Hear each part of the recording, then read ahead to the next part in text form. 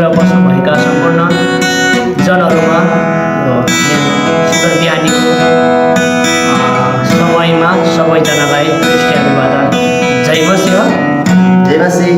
हामी यो बिहानीमा सुन्दर बिहानीमा हामी यो भजन गाउन गइरहेका छौँ। यो भजन भन्दछ परमप्रभु मेरो गोठालो हुन्। हामी ट्राई गर्दैछौँ यहाँहरूले